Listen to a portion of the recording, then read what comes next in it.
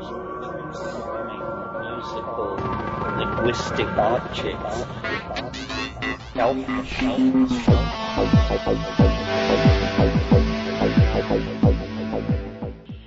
Greetings from Cyberdelic Space. This is Lorenzo, and I'm your host here in the Psychedelic Salon. And can you believe it? I'm getting this part of the 1984 McKenna workshop out to you just, I guess, about 2 days after I podcast part 1.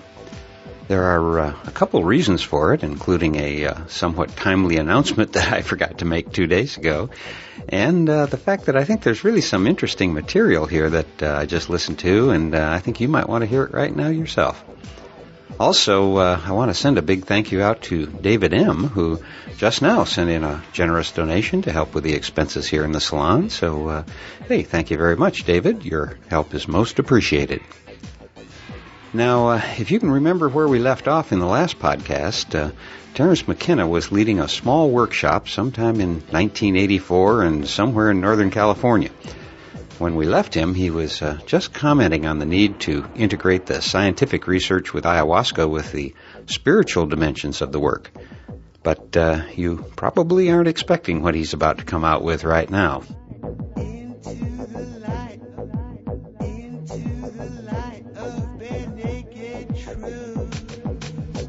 A dialectical process where both the ayahuasca experience and the scientific experience can be integrated.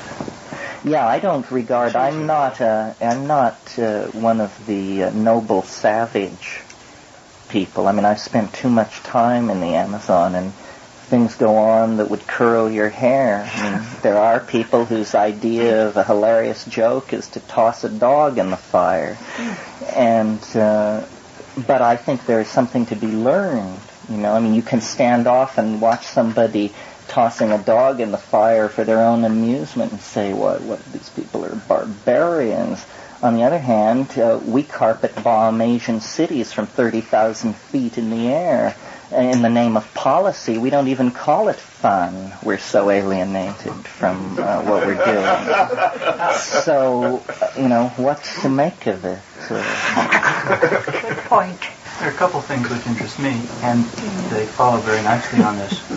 One is that I would like to hear you talk very briefly, perhaps, about the highlights of what you've called the invisible landscape. What are some of the things that stand out in that?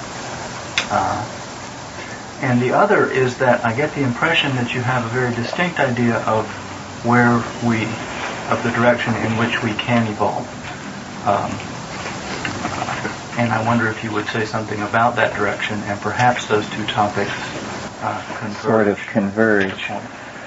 Well, without trying to solve the problem once and forever, let's just say man has a very strong Gnostic bent. And, you know, Gnosticism, dualism, the idea that you don't belong where you are, that you belong somewhere else, that this is not your world, that you're a stranger in it, is symptomatic in modern parlance of what's called alienation. You're supposed to like where you are. You're supposed to see yourself as part of the seamless fabric of being and that sort of thing. However, the people who take that position, that alienation is symptomatic of neurosis, don't realize that the cultural momentum of the last 500 years has made the Gnostic myth a reality. In other words, we have become a menace not only to ourselves but to the planet. And the only way that both parties can save themselves is by a separation. And this, on one level, is the greatest crisis that biology has faced since animals left the ocean for the land. On another level, it appears inevitable in the present social context that we are going to go to space. But we are, the birth pangs of doing this are very destructive. For instance, and I'm sure you've heard me say this, that civilization is a 10,000-year dash to space with the potential to destroy yourselves. History is the departure of a species for the stars, but it takes 10 to 15,000 years, a moment of biological and geological time. But in that 10 to 15,000 year period, if you happen to be unlucky enough to be born somewhere in there, it's going to look like it's all up for grabs. We are creatures of information and the imagination. The monkey, we are already beginning to transform and shed. We don't look like the other monkeys, and we look less like them all the time. Humanness may not even be a monkey quality. It may be something that was synergized in the monkeys, but that is that has an inner life of its own. In other words, we, since the early 1950s, have had a notion of the structure of DNA and this sort of thing. Well, it's perfectly obvious that within a century of the discovery of DNA, any species which makes that discovery takes possession of its own form. And we are going to do that in the next 50 years. We are going to design the kind of people that we want to be. And if we don't want to be people, we will design that out of the picture. I think of the picture that the mushroom has of the human species is much more like a coral reef. In other words, it sees our artifactoria as contiguous with our flesh. We make a distinction. But what it sees is an animal which takes in raw material and excretes it in ideological molds. That's what we do. We turn ideas into facts on all levels.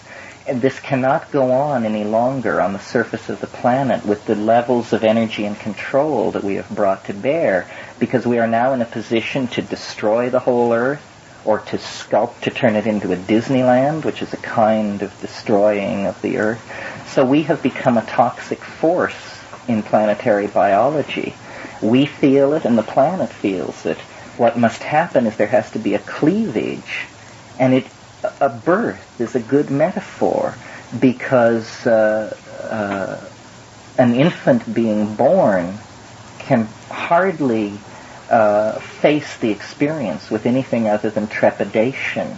The weightless state, the effortless nurturing, the complete immersion in a support system, all that is ending in earthquakes and spasms and pain and anguish, which it must look like a death process. And yet it's a life process. It is necessary for the mother and the child that this cleavage take place. And this is now happening on a mass cultural level for us. To be who we want to be, we have to leave the planet. As Joyce says in Finnegan's Wake, up nient, prospector, you sprout all your worth and woof your wings. Then couldn't you say that all of the higher forms are in all of the lower forms simultaneously? Yes, what's the word for that? Implicate. They are implicate in the lower forms. That's right. But I don't know. It's a great challenge to us to fulfill the things that we can imagine we are capable of. Our imagination is really the sail of the soul. And the question is, where will that sail take us if we will but let it? Well, what is the imagination, or what is its relationship to the unconscious of which you've spoken? Well, its relationship to the unconscious, I suppose it is the unconscious made conscious. In other words, all the mythologies, I think it's Merciliade in Dreams and Mysteries. He talks about the evolution of human flight and talks first about shamanic flight, and then the notion of the dirigible and the Wright flyer and the spaceship. And he says these ontologically self-transforming images of flight say far more about the nature of the human soul than they do about technology. This is, again, this idea of James Joyce's that man would become dirigible.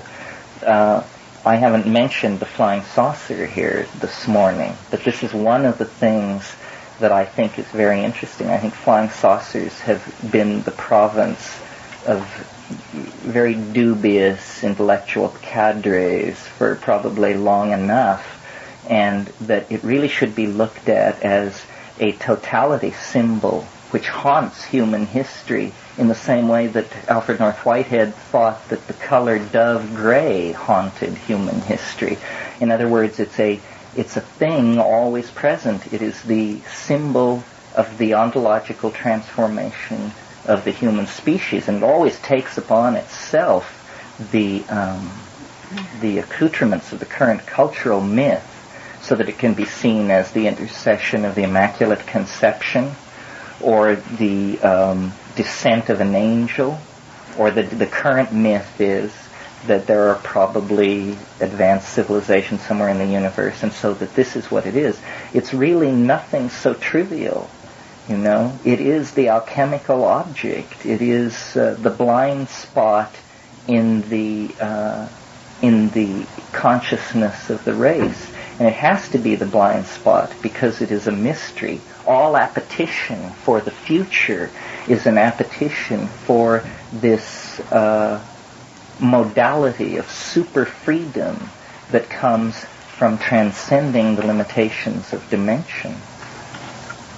That's why we are so riddled with apocalyptic mythology, because we really do have a prescience about what is going to happen to us.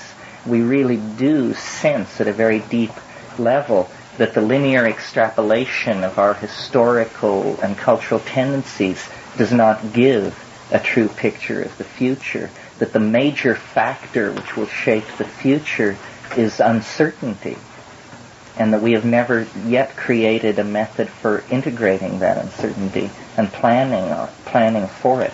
Novelty is the thing that continually overturns all efforts to project toward a given end state. So is it correct to say then that our evolution will be, or can be seen as a reclaiming more of the landscape of the unconscious? Yes, absolutely. That's what it is. That is our world. Our world is in our minds. You know, the kingdom of God is within you. That's the rap. But the point is then, you know, to get a lease nailed down somewhere in the world of the imagination so that you can be part of it. Yes, the planet is simply a precursor of what we will project outward when we have the ability to do so, and this is coming soon. How can we, how would you propose to accelerate the evolution of language? I think that we have to make a very reasoned case to the establishment that the psychedelic drugs have to be looked at in a non-hysterical manner by experts, and we don't know who the experts are. They may not be pharmacologists. They may turn out to be linguists, or they may turn out to be jugglers. But we have to recognize that what we're talking about when we're talking about the advancement of human evolution is the evolution of the human mind. And these drugs, and do it, you know, before the argument was whether it should be called a hallucinogen or a psychedelic or an entheogen, or they were just called consciousness expanding drugs. And that really, as a phenomenological description, is more useful than these other things. They expand consciousness. Well, therefore, we should be really bearing down on them, because the problem is we don't have enough consciousness, and we don't know how to direct it and sculpt it and orient it toward our own salvation. So we can't just take our mental states as given, as somehow sacrosanct, and therefore not to be tampered with. We have to actually begin to engineer them. And Arthur Koestler has made this point. This is not big news, but there's some resistance to it. Again, I think a recursion of dualism in a more dangerous form. The dualism of the natural and the unnatural. Yoga is natural, drugs are unnatural. All these dichotomies. I mean, who can argue with the notion that dualism is the root of all evil? How could it be otherwise? A question relating to this is that there's something, we have all this choice, we have all this power, and yet we're also prone to a great many powerful mistakes. And there's the element of that which happens spontaneously through us. And this is part of that dichotomy too. Is where do we leave off engineering and let that which is beyond us do it through us? You mean the thing which is leading? Yeah. Well, we need to open a more coherent dialogue with the thing which is leading. Again, the reason I'm somewhat immune to political anxiety and that sort of thing is because I really do believe there is a control system that is larger than any human institution. I don't believe that the evolution of fate on this planet is in the hands of the Communist Party, the Catholic Church, the Jews, Wall Street. It isn't. No one is in charge. What is in charge is the most intelligent life form on the planet, which happens to be transhuman, not human. We have had for some time now the concept of the collective unconscious. But we need now to think in terms of the collective consciousness of the race, which is not passive. It's not just the storage place of old memories and myths and that kind of thing. It is more like an intellecty. It guides. It opens avenues to certain choices and precludes avenues to other choices. You know, I think it was in Mysterium Conjunctionis that Jung said the unconscious has 1,000 ways of terminating a life that has become meaningless. A chilling notion. And what he meant was, you'll step off a curb and be hit by a bus because you didn't look. But the real analysis is that a decision had been made at a higher control level to just fling you away.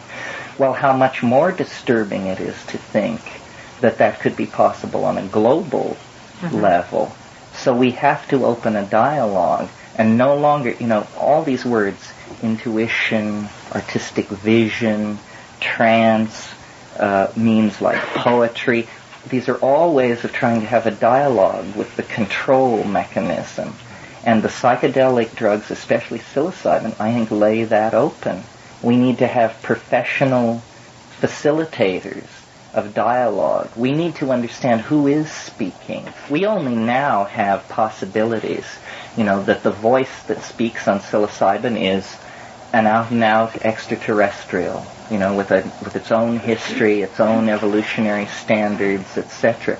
That it is what Jung would call an autonomous portion of the psyche that has slipped beyond the ego's control, meaning that you're crazy, or at least that you are experiencing a form of consciousness not validated by this society.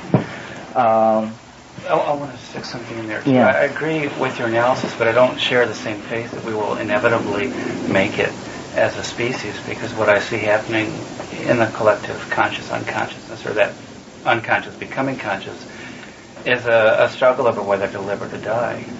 And although I believe and hope certainly it decides, or we decide for life, I don't see that as inevitable.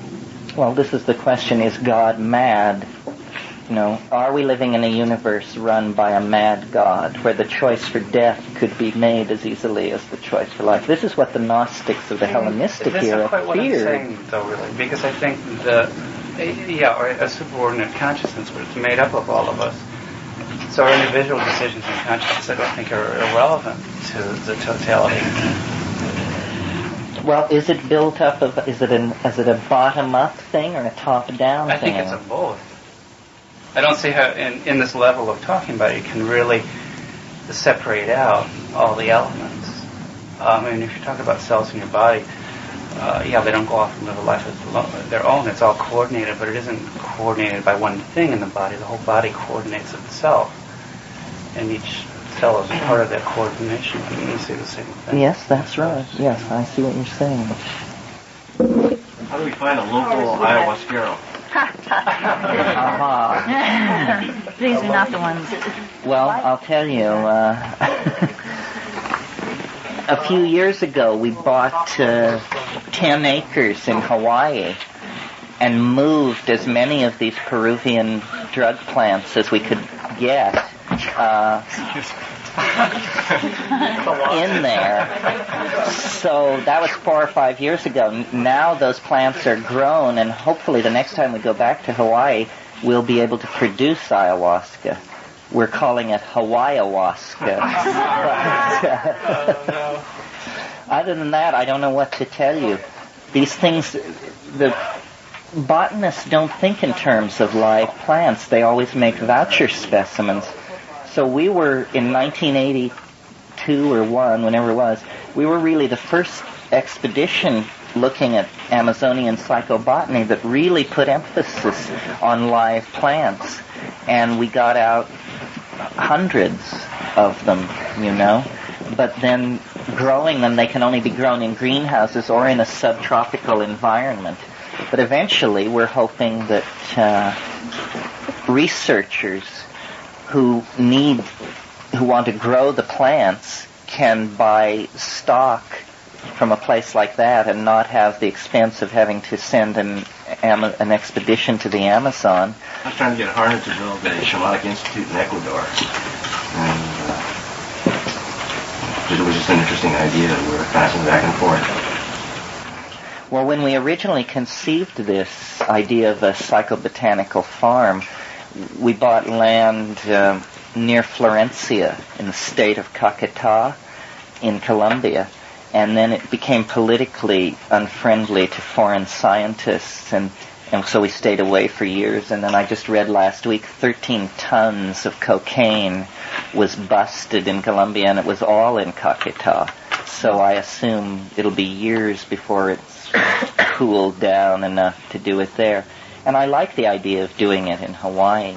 The Amazon is so difficult an environment to carry out even minimal field studies in, that it's very hard to do much other than interview the informants, collect the vouchers, collect the drugs, and get out. Because after 2 or 3 weeks, you're really beginning to show the strain. I mean, it's hard to sleep in hammocks, so you go into a kind of never asleep, never awake, and the strange diet, and the intestinal problems, insect toxins.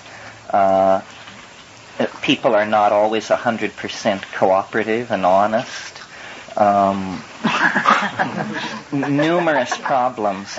And since we were not ethnographers or anthropologists per se, our real focus was on the plants and the drugs. So hopefully in Hawaii, a more commodious and low-key atmosphere can be created for experimenting with these things. This relates to your question, which is how can a group of people create an experimental context for doing these drugs with an eye toward making some kind of progress or getting something out of it. And it's a real challenge. We were amazed when we went to Peru and began taking ayahuasca. We had never taken drugs with groups of 30 people, you know. We had either taken them alone or 1 or 2 people, or occasionally with 100,000 other people at a rock concert. But the notion of 30 or 40, it's very intense. And without a tradition, it will be even more demanding. But it's important to do. The whole problem in psychedelic research is the reluctance to have human subjects in the picture. You know, as soon as that begins happening, the institutions and the government and people's wish to make careers rather than to actually do original work, a whole bunch of factors come into play that make it very, very frustrating. And yet, the LD50 in rats, the absolute structural determinations, the botany, the chemistry, the linguistic studies, you can only go so far with this stuff. The real thing is, what does it do? I think that's partly because in the sciences, human experience isn't considered a valid subject of study, and so that's so people don't ask those questions because, well, you can't quantitate it and you can't. That's right. Well, why don't you get vote and get the mental health grant to do it? Well, I think this is Dennis's notion. What he wants to do, really, and I think he has Frank Barr interested and some other people, is return one more time at least to the Amazon and study them taking it, and actually take blood samples and study diet and get a full biomedical study of what's going on. And that should be sufficient data then that you could get a grant for human experimentation in this country. All this remains to be done. The work is just beginning to be done on psychedelics. Essentially, the botany is now well in hand. There are only botanical details now. But the chemistry, the pharmacology, the neurophysiology, the psychology, these are just wide open areas. I'd like to take the opportunity to thank you for doing what you're doing. I can't remember since sitting like this in India being so enlivened by what's going on today. Oh, well, thank you very much. I would like to hear from some of you who have been so silent. People who are either appalled that we're this deep into this.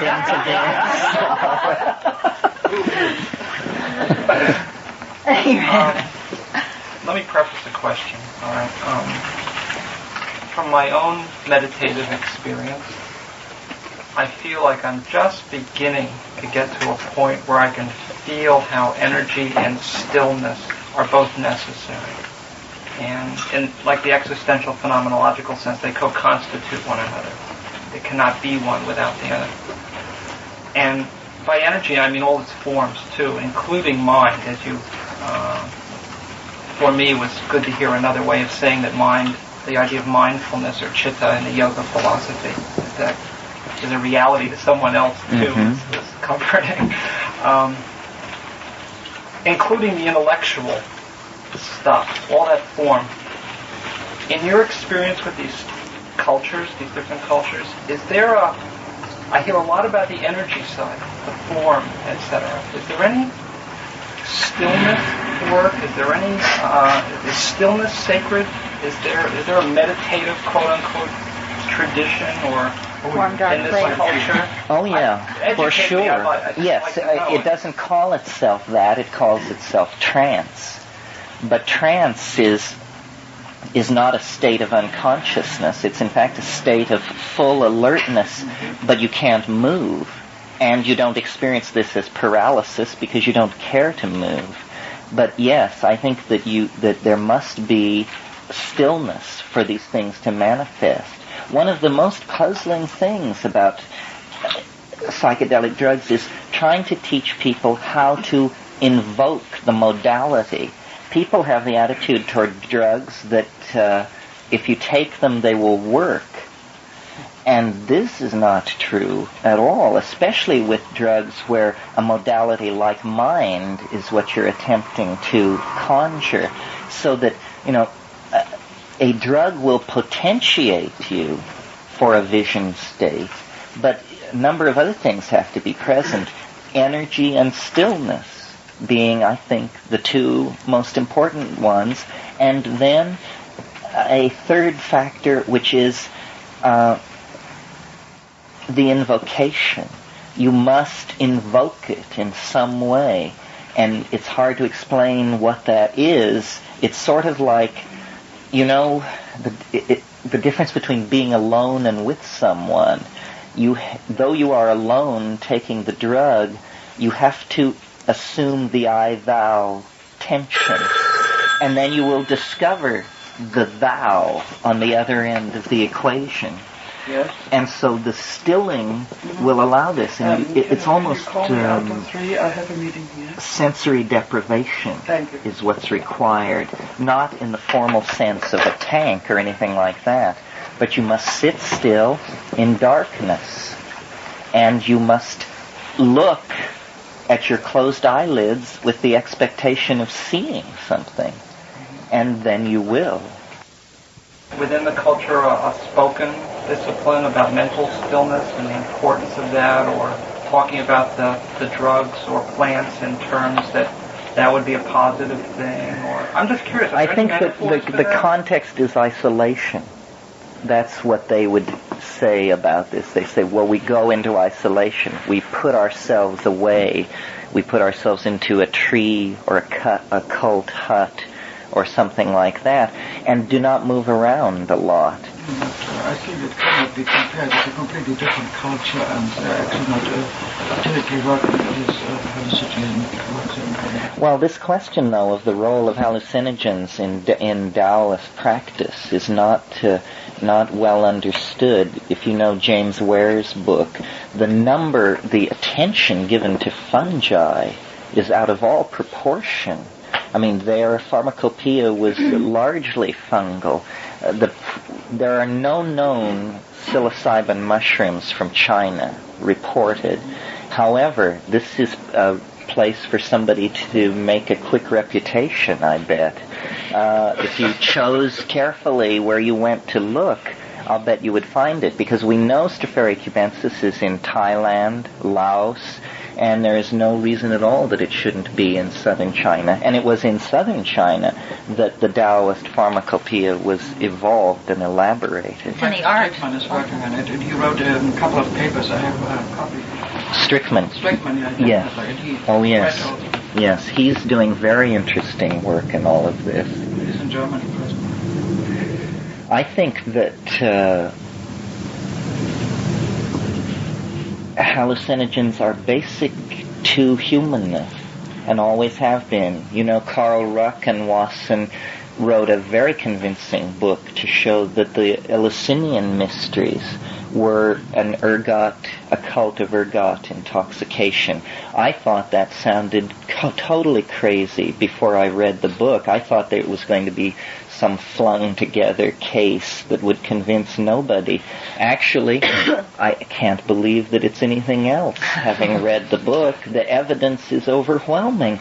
Well, Eleusis was the central wellspring of mystery for the Western mind for 2,000 years. Everybody who was anybody went to Eleusis and had the experience. And there were times when the mystery was profaned to the point that writers can speak of wealthy Athenians who had the mystery in their house, were able to offer it to their guests after dinner. Well, what kind of mystery is this? And John Allegro wrote a much less convincing book, The Sacred Mushroom and the Cross, trying to say that Christianity itself was a mushroom cult. In fact, going much further than that, saying that Christ himself was in fact no person at all, but a system of coded epigrams for a mushroom. His case is harder to judge because it depends on a knowledge of Aramaic philology. But my brother has suggested to me, and in fact has set an outline for a book. He believes that consciousness itself arose in the higher primates in a feedback relationship with hallucinogenic plants. In other words, he would go much further than Wasson, who's saying religion was caused by he's saying thought itself was caused by monkeys relating to these plants. And we know from laboratory experiments that if you set monkeys in a situation where they can smoke DMT by just walking up to a pipette and taking a hit, that 20% of the monkeys will refuse food and water in preference to that. Well, now, so yes, that's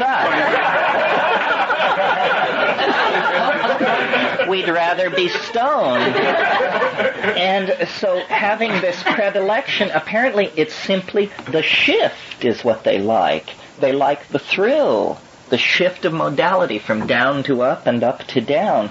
But you stretch that out over 100,000 years, and the next thing you know, you have the integral calculus and the 384-byte chip and all the rest of it.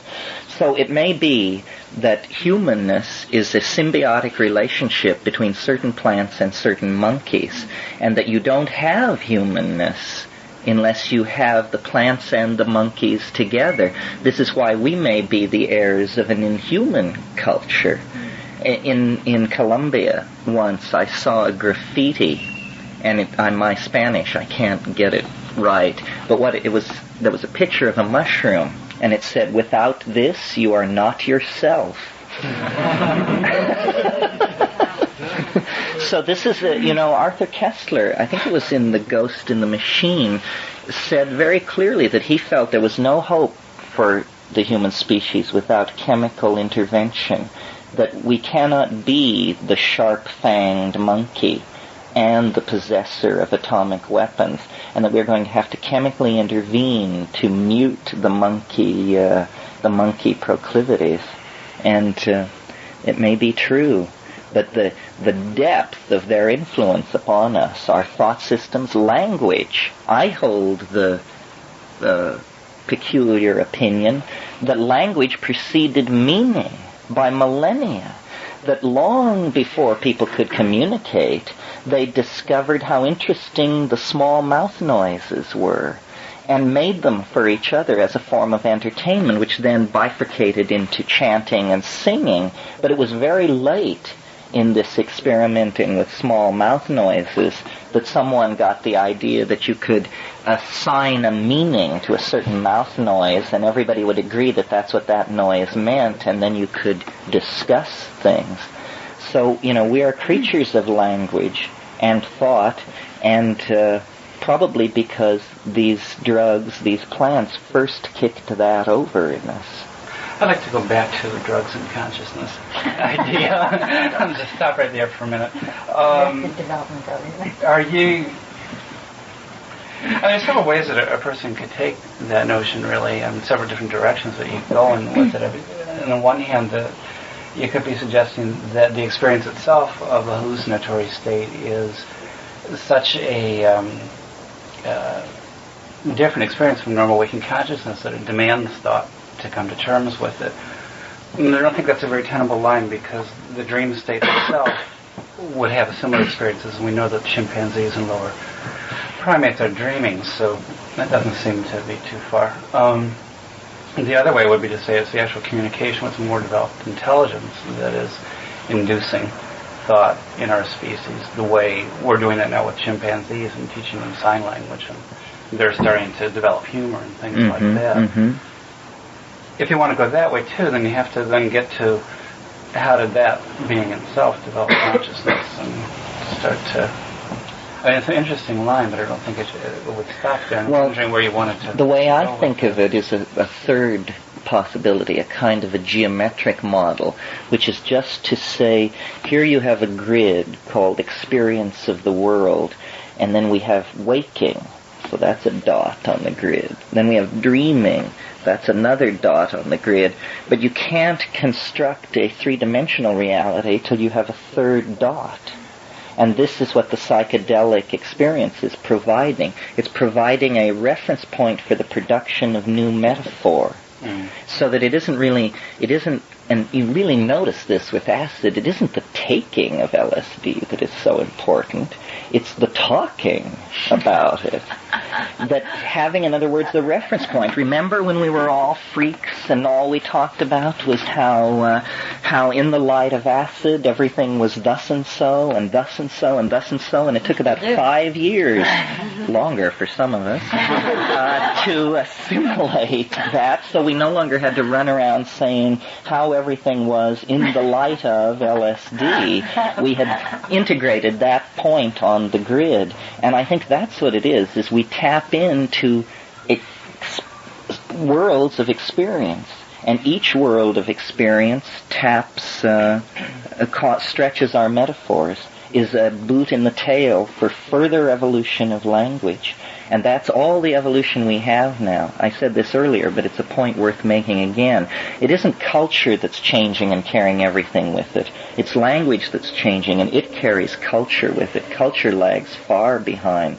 But the evolution of language is the evolution of reality. I mean, this is a cliche, but the challenge of the cliche is to make it operational, so that like God, when you utter a word, it becomes so, you know. Do you see, what do you reflect on in terms of the origins of the use of hallucinogens in that whole, scheme of sort of the negative or we're talking a great deal about the sort of evolutionary potentials, and I'm curious about, examples negative potentials. Yeah, negative potentials, and how we deal with those and foresee them. Well, the only answer I can give is probably not a very good one. The forces of, let me put it a different way. The government gets to everything first. And they have been at the problem you ask for 20 years with an amazing little success. I worked for the Department of Interior for a while. I can tell you why. Well, there are many reasons why. But it doesn't seem very pervertible. They were very excited at first, But then, and I think what they got into, although perhaps you can say more about this because you probably follow the literature, they like to give psychedelic drugs to people and then hypnotize them and then get them to do terrible things which they wouldn't remember later. And claims were made that this was possible or being done, but it certainly didn't seem to come into wide application. They also looked at, during the Vietnam War, they built artillery shells which would deliver aerosol DMT. They envisioned dropping one of these aerosol DMT bombs on a Vietnamese town. Everyone falling into this intense hallucinogenic state, and they could just roll right in. But like plans in the 1960s, radicals, there was the fantasy of poisoning water supplies with LSD. Right, exactly. Well, it just turns out that there are chemical factors and buffering problems, and it just is not very easy to do these things. I suppose maybe I'm too sanguine about it, and irrationally so, because when I asked this question of the mushroom entity, the perversion of this, I was told that it was good in such a platonic sense that you could only approach it if you were good. So that it was like ethical mercury. The grasping hand would find that it flowed right through it, and there was nothing left. But I may be God's fool, That may be. Certainly we know the Nazis used scopolamine as a truth serum.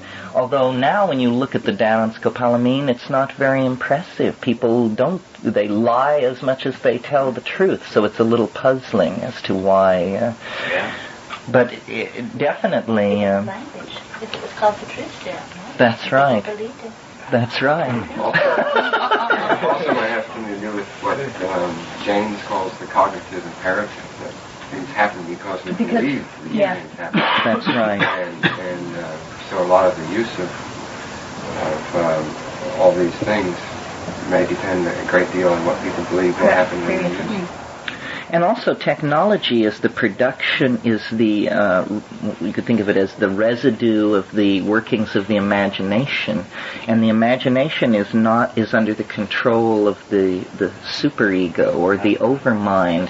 So that I think technology has a weird way of always escaping the intentions of those who are working with it. A perfect example would be the chip which makes possible the personal computer. That thing was developed under contract to the Air Force by, I think, Sperry Rand, and when it was finally finished, it didn't work right. It was far too slow. They wanted it for guidance systems of missiles and this kind of thing. Said, this thing is 1,000 times too slow. It's just baloney, it's worthless, toss it in the wastebasket. But somebody said, but wait a minute, you know what you could do with this? And created, an information revolution that must be absolutely appalling to the forces that wish to control. I have an Apple II computer and a $350 modem, and I can access the Defense Department databases. I can access all the complete shelf list of the Library of Congress, all chemical abstracts, in short, all information in the world I can access from my living room in Sonoma County, and so can anyone else who buys $1,000 worth of equipment. This was not part of the plan. This is, in fact, a terrifying thing. And, my God, these computer networks where, as an example, a few years ago, someone invented a device. This is an anecdote, but it'll give you the idea. Someone invented a little device which looked like a ballpoint pen. And it was a small cybernetic device that could be programmed with a category, like, let's say, stamp collector or sadomasochist. And when you wore this pen, if you got near anyone else who was wearing a similar device programmed with the same word, your pen would begin flashing a little light. The notion was that these things could be sold to people who hang out in singles bars and would create a dimension neither public nor private, a new dimension where people of similar interests could get together completely. So isn't that interesting? And this thing had a range of 20 feet. Okay? So now comes the $1,000 worth of cybernetic equipment and the telephone, and it's the same device. It doesn't clip into your shirt pocket, but we've extended the range to include the entire planet. Oh, you can have a search program on it too. Oh, you do. You go into these computer networks, and you say, who listed that they were interested in mushrooms, psychedelics, psilocybin, consciousness-altering drugs, hallucinogens, and then out of 70,000 users on the network, in 4.5 seconds, it tells you that 12 people listed one or some of those words. You immediately type a little letter to each one, shoot it off through the system, and you're in contact with those people. This makes conspiracy on a level almost impossible to conceive, a form of liberation. And these kinds of hardwired technologies are simply patriarchal follow-ons to the feminizing of consciousness that is happening in drugs. In other words, you can almost think of drugs as the software and cybernetics as the hardware of what is being done. But vast areas are being opened up for human interaction, completely unregulated by any kind of institution. And these will create new kinds of social realities. And the computer have a psychedelic experience. Right. It is a psychedelic. It's a hardwired psychedelic experience. People tend to think of computers as masculine, I guess, because the first generation of people who built them were male. But what they actually are the mysterious mama matrix of information. It is like the unconscious made conscious. The unconscious is ceasing to be unconscious. All information is rising into this dimension of accessibility, so that you need not wonder how many people died of tuberculosis in western Nepal last year. You just key into the biomedical index and you find out. So, and this seems to me, the word psychedelic has been attached to the drugs and confined. But many things are psychedelic. Anything which expands, adumbrates, aids, and supports consciousness is psychedelic if we take the word down to its Greek roots. So this is very exciting. You're listening to the Psychedelic Salon, where people are changing their lives one thought at a time. While I realized that there was a wealth of interesting ideas in this talk that I could comment on, the geek in me just has to go back to when Terence was describing an internet experience back in 1984. And I know that there are quite a few of our fellow Slanners who were also hacking their way around the net back then as well. With high-definition streaming of videos to an iPhone these days, though, to hear an old-timer talk about the days before the web came around are like my stories of walking to school every day in blizzards and uphill both ways, right? I actually do still have a very vivid memory of one night that doesn't seem like it was actually over 20 years ago. But around 2 o'clock in the morning, I remember waking up my then girlfriend to show her what a spectacular thing I'd just accomplished. And there on my 15-inch black and white screen was the login screen for Trinity Library in Dublin. And then I proceeded to show her that I could access the card catalog as words filled the screen one letter at a time over my little 300 baud dial-up modem. And like you right now, I suspect that she was less than impressed. But if you were there back then when the net was just coming alive, you know exactly how exciting those days and late nights were. There is one thing I feel the need to comment about, however, and that is when Terence said, "To be who we have to be, we have to leave the planet." Now, a few years ago, I was on board with the space migration people, but I no longer hold any hope that we humans are going to be able to physically populate other planets. And I can already hear some of our fellow Slanners screaming that I'm wrong, but once you spend some time studying the problem, it becomes pretty obvious that the requirements for human life support are simply too massive to be practical. But I have another problem with space migration as well. You see, when I think of going on a holiday, I dream of a Pacific island, not taking a long ride in a metal tube hurling through space. And in my wildest dreams, I can't conceive of a planet I could travel to that would be more desirable than a trip to New Zealand. So, at least for me, any thoughts of leaving the planet will be confined to trips into entheospace, psychedelic voyages, if you will. Which, by the way, can be as harrowing, enchanting, and captivating as any physical space adventures could be. And I do find it interesting, though, that both Terence and Timothy Leary had dreams and fantasies about space migration. Which is why I think that solid, down-to-earth minds like those of Bruce Damer are so important right now, because they fuse the reality of hard-nosed science with the flights of poetic fancy of people like Terence McKenna. And in case you weren't able to attend one of Bruce's recent talks in the UK, you'll still be able to hear him here in podcast land, first of all in September when Shamanic Freedom Radio returns. I believe Niall will be playing the October Gallery talk. And later this fall in the Slan here, I plan on playing Bruce's Buddha Field Festival talk. Also, some of our EU Slanners will have a chance to catch Bruce live, where he will be presenting the opening keynote of the Cognitive Intelligence in Games conference in Copenhagen, Denmark on the 18th of August.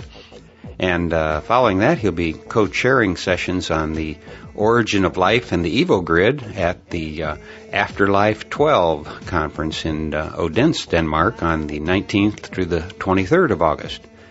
So if you'd like to meet up with Bruce in Denmark, you can reach him through his website, www.damer.com, D-A-M-E-R, or on Facebook, and make some arrangements to get together. So if you want to debate the possibilities and the hows and whys of human spaceflight, you ought to get in touch with Bruce, and because he's spent a lot of time working with NASA and even some former moonwalking astronauts, and they've had a big influence on his thinking about these things. And talking about how we see things in this world, I want to mention the work of one of our fellow Slanners, FX. And I hope I'm pronouncing that right. He spells it E-H-P-H-E-X. And he has a new CD of his poetry out that's titled Life, Dreams, and Poetic Beats, which is, I think, just now being released today. And FX has posted a link to one of the tracks titled Liberation to listen to for free, and I highly recommend it. When you hear this piece, you may think it's the short McKenna rap at the end that caught my attention, but that's not really what drew me into the piece. You see, FX, at least I think when he wrote and recorded this poem, and maybe right now today, is 33 years old. And even though he and I have had completely different lives, different backgrounds, I'm struck at how very similar our emotional lives were at age 33. I still have some things that I wrote when I was 33, and they sound very much like FX's work. My point being that underlying the cultures we're embedded in here, there are some very fundamental human values or emotions or states of mind that are really universal. There really is no difference between us at our most basic selves, and I find that very encouraging. So if you go to the program notes for this podcast, you'll find a link to Liberation by FX, and I hope you get a chance to check it out. Finally, I want to once again mention the new album by Chateau Hayuk, whose song El Alien is our theme song here in the Salon. As I mentioned in my last podcast, my dear friend Jacques Oliver is the man behind the Chateau Hayuk music, and due to some bad luck, Jacques has to raise some money in a hurry, and is trying to do so by selling his new CD titled Nature Loves Courage. That's all one word.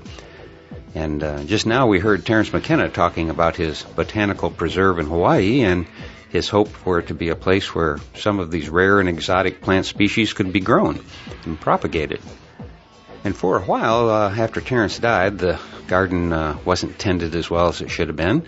But now Jacques is working with Terence's family to restore it to its pristine state. And so he's become a caretaker gardener at Terence McKenna's old house in Hawaii. So if you can, it would be really cool if you can give Jacques a helping hand. And I'm sure you'll enjoy his music as well. And I'll link to all that on the program notes for this podcast as well. Well, that's going to do it for today. And so again, I'll close by reminding you that this and most of the podcasts from the Salon are freely available for you to use in your own audio projects under the Creative Commons Attribution, Non-Commercial, Share-alike 3.0 license. And if you have any questions about that, just click the Creative Commons link at the bottom of the Psychedelic Salon webpage, which you can find at psychedelicsalon.org. At least that'll transfer you to the blog. And if you're interested in the philosophy behind the Salon, you can hear about it in my novel, The Genesis Generation, which is available as an audiobook that you can download at genesisgeneration.us. And for now, this is Lorenzo signing off from Cyberdelic Space. Be well, my friends.